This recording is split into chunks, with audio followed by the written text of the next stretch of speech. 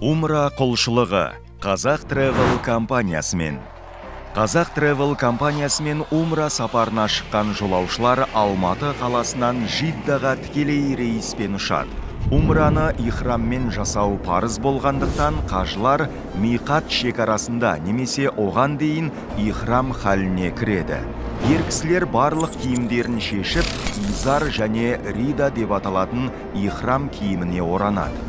Изармен кіндіктен төмен жақты орап қояды, ридамен желкесін, арқасын жабады.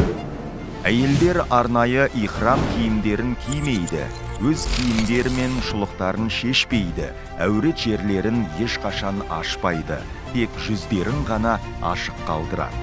Ихрамға кіру кезінде қажылар умраға ниет етеді, өйткені ниет ету парыз.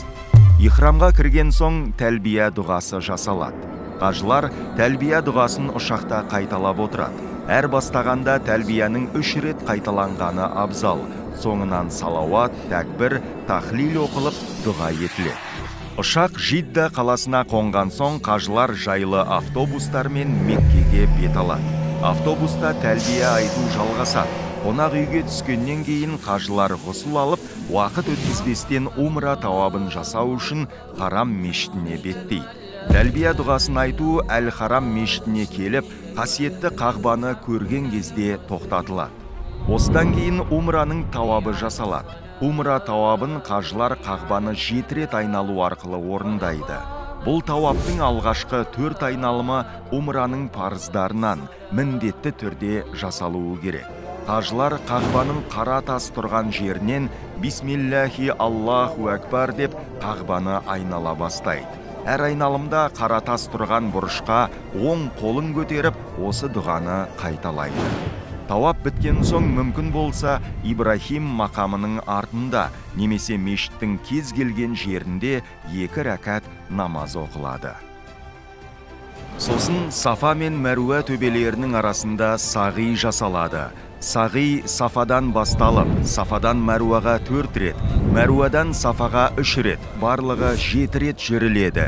2 төбенің ортасындағы жасыл шамдардың тұсында қажылар жүрістерін жылдамдатады. Ал Сафа мен Мәруа төбелеріне көтерілгенде жүздерін құбылаға қаратып, мына дұғаларды айтады. Ла иляха иллаллах, Аллахтан басқа құлшылыққа лайықты ешбір тәңір жоқ. Және Аллаху Акбар, Аллах ұлы.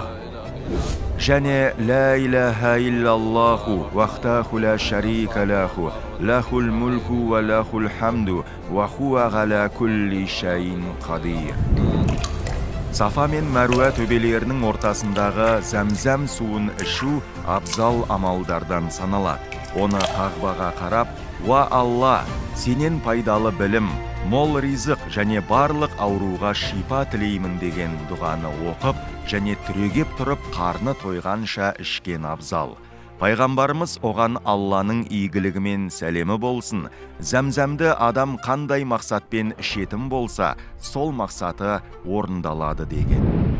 Сағи жасап біткеннен кейін қажылар шаштарын түгелдей ұстарамен алғызып, немесе қысқартып ихрамнан шығады. Осылайша умра құлшылығы аяқталады. Қазақ Travel шынайы құндылықтарға жол ашу.